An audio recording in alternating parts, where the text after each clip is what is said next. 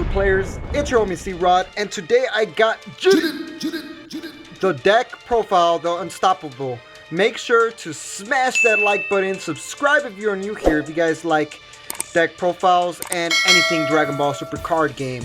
And this is JIREN, and this is an updated version. If you guys don't know what JIREN does, on Awaken, when he attacks, you're able to take a life and choose between two options. One lets you draw a card, or two lets you bring out a Universe 11 onto the field. That's 2 costs or less. Both very powerful, and when your life is at 4 or less, you could Awaken, restand in energy, draw a card, and turn into JIREN, the Beast Unstoppable. Look at how amazing this card looks.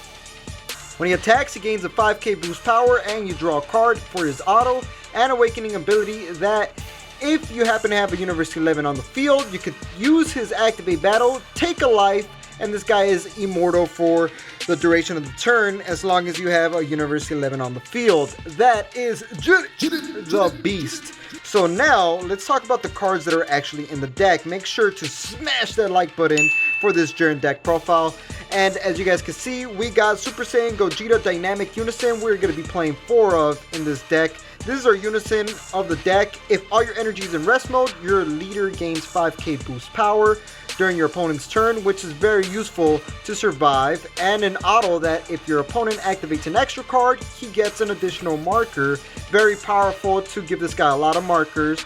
And in activate main, add 1 marker, you're able to get 2 cards from your hand that are yellow, drop them, and draw 2 more cards. Very awesome ability to cycle through your deck. And a -4 activate main that during your opponent's turn, they will only be able to restand 2 of their energies back to active mode. And that is the Unison, which we are running 4 of. Then we got Vegeta, which is the counterplay Unison of the deck, that if you happen to have a Unison with 2 markers on it on the field, you're able to activate this guy's counterplay without paying its energy, which is very powerful because this guy stops the card from coming out in active mode and switches it to rest mode. Then you have a 14k blocker on the field for free.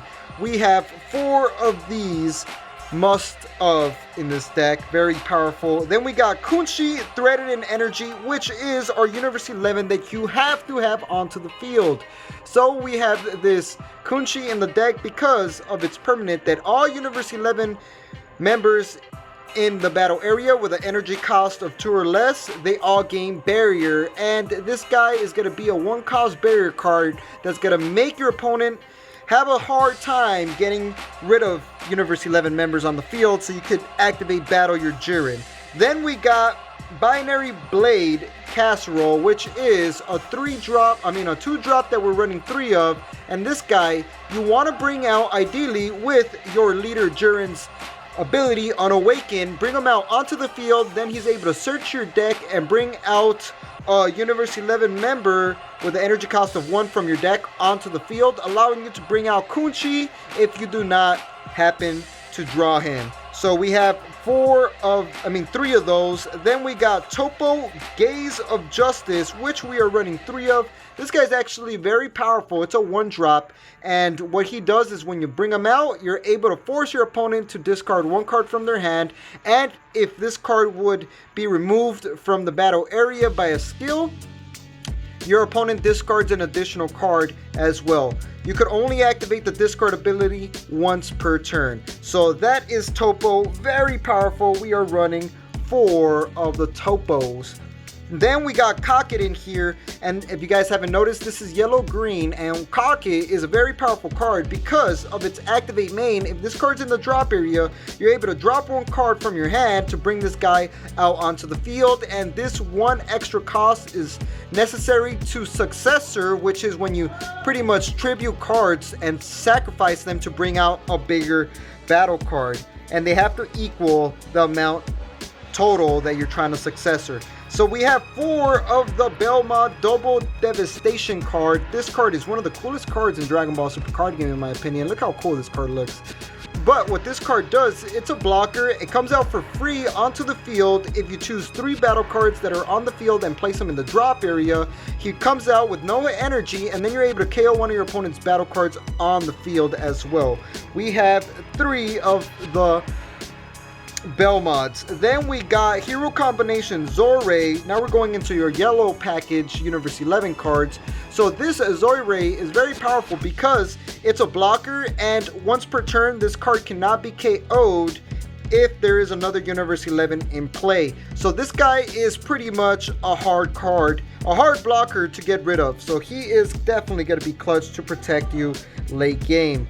Then we got JIREN, Pride of Universe 11. We are running 3 of these JIRENs because this guy has a pretty awesome activate main that if your leader is a Universe 11 card and you place this card from your hand in the drop area, you're able to choose up to 2 Universe 11 cards with an energy cost of 1 in the drop area and play them out onto the field with their skills negated for the turn. So this guy is very useful to bring out Kake or Kunshi back from the drop onto the field, so you could have barrier cards to activate your leader's activate battle. So then we have 3 Topos, Bestower of Justice. This guy's actually very powerful. This guy's a barrier card, and you're able to bring him out onto the field with your leader on Awaken, which is very powerful because this guy has a permanent that if this guy's on the field, you're able to increase the energy cost of this card by 2, making him a 4 cost battle card, so you can Successor and tally up those high numbers. Then we got Anilaza, which is our dual color energy that we are gonna be playing because this card has energy exhaust, but its energy exhaust gets negated if you have another dual color in your energy zone already. And he also has a cool activate battle that you're able to choose 1 green yellow multicolored card in your hand, place it in the drop area to choose 1 of your opponent's combo cards and place it in the drop. This card is beast, and we are running 4 of those energy cards. Then we got Dr. Gero, Prognator of Terror. We are running 4 of these. This guy is a combo card, 10k boost, dual color, that you're able to search your deck and place 1 battle card with an energy cost of 4 or less to the drop area if that card is green or yellow. Very, very powerful for sure. We are running 4 of these super combos. Then I added JIREN, Alien Power. 4 of these JIREN Alien Powers because this card is a very awesome card that has Alliance, 1 green and 1 yellow, and you're able to bring this guy out onto the field when you have a green and yellow in the combo area. Then he has an activate main that if your leader is Universe 11, which it is, you're able to increase the energy cost of this card by 3 for the turn, making him a 9 cost battle card if you need to go into the next card, which is JIREN, Strength in Silence. And this guy is a 10 cost Successor card, meaning you tally up a total number of battle cards on the field that equal 10, and you're able to bring this guy out onto the field for 5 energies. And when this card comes out onto the field, he has an auto that says choose 3 Universe 11 cards in your hand or battle area, place them in the drop area, and when you play this card is not affected by your opponent's skill until the start of your opponent's next main phase, meaning this guy is also non-negatable quadruple strike. So this guy is ultimately like a secret rare in the deck, but we have 4 in here. So this is a beast card for sure. Then I added some extra pressure and also very good for Successor. We got Grade 8 Bardock Raider's Cry from the Anniversary box. This card, you're able to combo it for 2 energies and it comes out onto the field after the combo. And it has an auto that it's able to switch one of your opponent's battle cards to rest mode and you draw a card, and he's a 20k 2-drop double striker.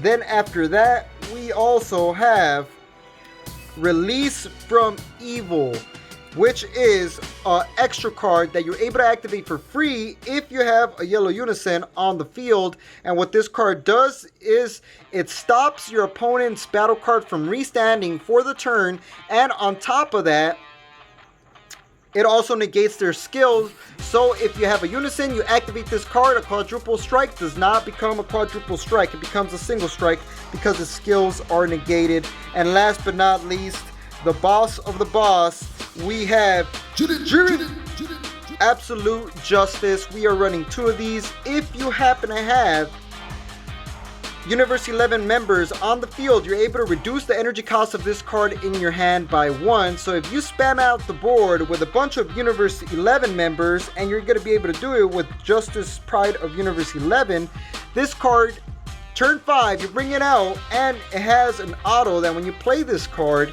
you're able to choose all your opponent's battle cards and energy in rest mode and place them in the drop area. So this card will automatically win you the game if your opponent has a bunch of cards in rest mode.